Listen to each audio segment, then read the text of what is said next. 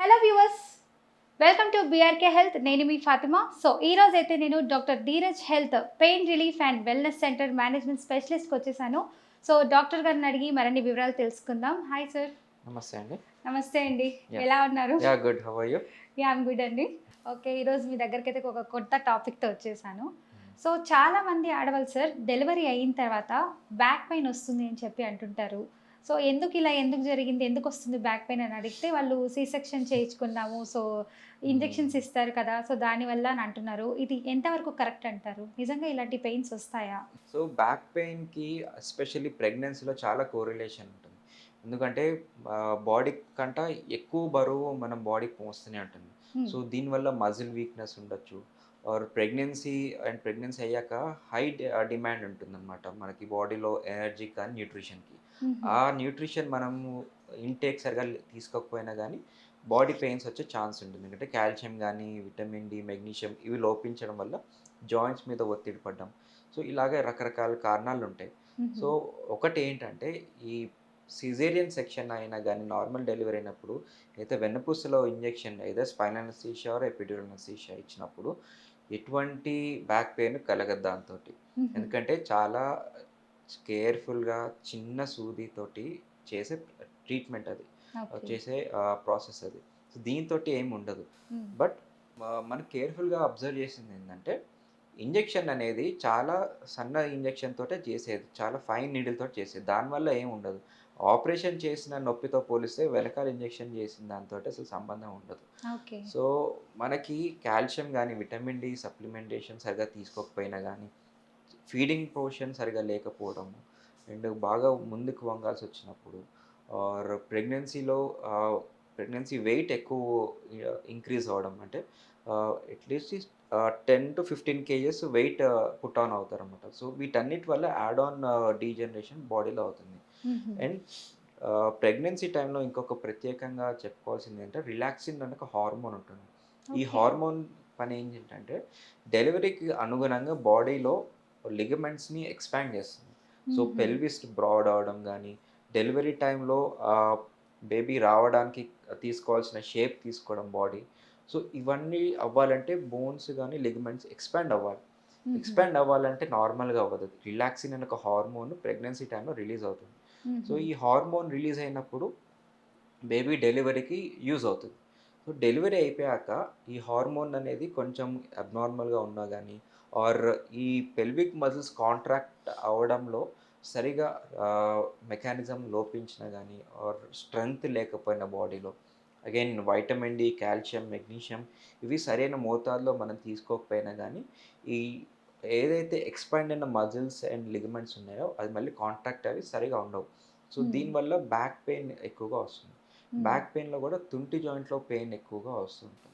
హ్మ్. So, injection తోటొచ్చే pain అయితే సంబంధం లేదు గానీ, తుంటి జాయింట్ గానీ, మజిల్స్‌లో వాపు రావడం, డిస్క్ డీజనరేషన్ గానీ, ఆర్ వెయిట్ ఎక్కువ అవ్వడం వల్ల ఇవన్నీ కారణాలతోటి బ్యాక్ పెయిన్ ఎక్కువొస్తుంది. మరి అలాంటి వాళ్ళు పెయిన్ రిలీఫ్ అవ్వడానికని చెప్పి కొన్ని టాబ్లెట్స్ యూజ్ చేస్తూ ఉంటారు. హ్మ్. మరి అలా టాబ్లెట్స్ యూజ్ చేయడం కరెక్టా? లేకపోతే డైరెక్ట్ డాక్టర్ దగ్గరికే వచ్చి ఇలా చూపించుకొని ట్రీట్మెంట్ తీసుకోవడం కరెక్టా?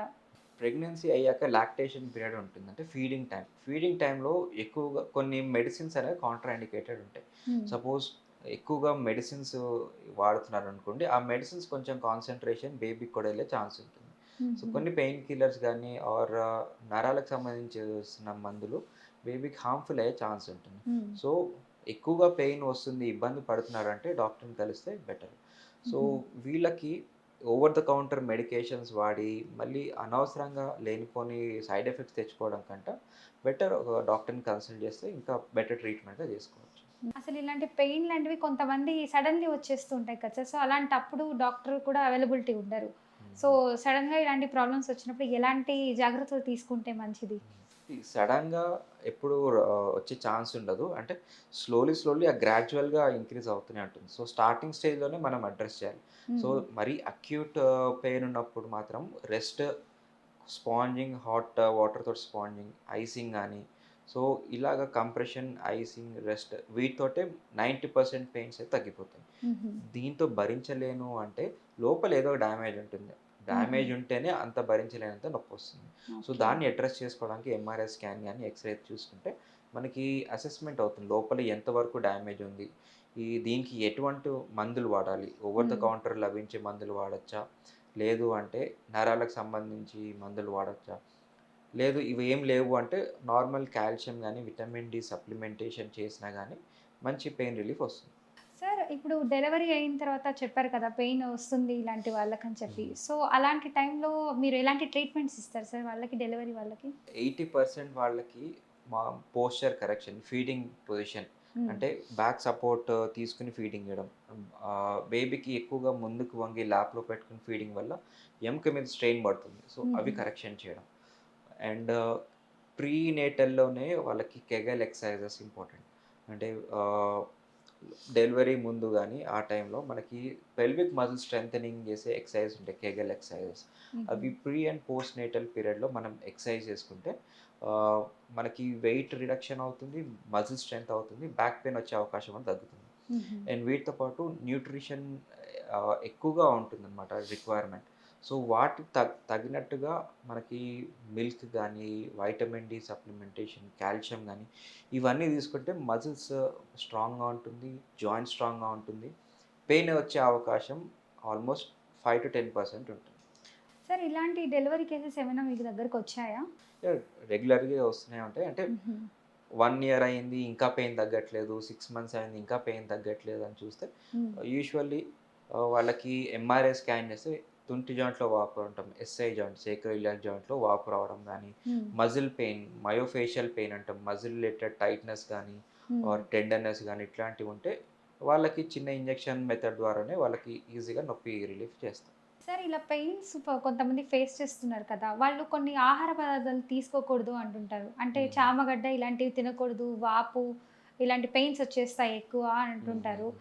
సో, నిజమేనా? ఎలాంటి ఫుడ్ తీసుకుంటే మంచిది? ఏవి తీసుకోకూడదు ఫుడ్‌లో? ఏవి తీసుకోవద్దు అంటే ఎనీ ఔట్‌సైడ్ ప్రాసెస్డ్ ఫుడ్. హ్మ్. ప్రాసెస్డ్ ఫుడ్ వల్ల బాడీలో ఇన్‌ఫ్లమేషన్, వాతం గాని, వాపు ఎక్కువవుతుంటుంది. హ్మ్. సో, బయట ఫ్యాక్టరీలో చేసుకునే ఫుడ్ అవాయిడ్ చేయాలి. హ్మ్. అండ్ కొంతమందికి ఆహ్, ఈ ప్రాసెస్డ్ మిల్క్ అనేది దొరుకుతుంది. ప్యాకెట్ పాలు గాని, ఇట్లాంటి ఓకే. వాటితో గూడా దాంట్లో ఉన్న ఆర్టిఫిషియల్ థింగ్స్ గాని, పౌడర్‌తో చేసే పాలు గాబట్టి, వాటి వల్ల గూడా పెయిన్స్ వచ్చే అవకాశం ఉంటుంది. హ్మ్. సో, ఇట్లాగే ఇన్‌ఫ్లమేషన్స్ ఎక్కువయ్యే థింగ్స్ అవాయిడ్ చేయాలి. హ్మ్. ముఖ్యంగా ఎక్కువగా తీసుకునేది వైటమిన్ సి బాగా ఇంపార్టెంట్. సో, బెర్రీస్ గానీ, క్రాన్‌బెర్రీ, స్ట్రాబెర్రీ ఈ బెర్రీ ఫ్రూట్స్‌లో వైటమిన్ సి చాలా అధికంగా ఉంటుంది. హుహు. సో, వాపు గాని, వాతం ఉంటే వాటన్నిటిని హీల్ చేస్తుంది. అండ్ టెండాన్, లిగమెంట్స్‌ని కూడా హీల్ చేస్తుంది. ఎందుకంటే వైటమిన్ సిలో కొల్లాజెన్ ఫార్మేషన్ ఉంటుంది. సో, కొల్లాజెన్ అంటే అదొక ఒక బ్రిక్ అన్నమాట. సో, మన బాడీ ఫర్మ్‌గా ఉండాలన్నా, జాయింట్స్ ఫర్మ్‌గా ఉండాలన్నా ఈ కొల్లాజెన్ చాలా ఇంపార్టెంట్. ఈ హ్మ్. కొల్లాజెన్ సింథసైజ్ చేసేదే మనకి vitamin C. So, C vitamin and again calcium, vitamin D కూడా చాలా ఇంపార్టెంట్. సో, హ్మ్. ఇవన్నీ మనం అండర్‌లయింగ్‌గా మనం కరెక్షన్ చేసుకుంటే పెయిన్స్ రాకుండా ఉంటుంది. Okay. Thank you so much sir. చాలా చక్కగా చెప్పారు. థాంక్ యూ అండి. థాంక్ యూ అండి.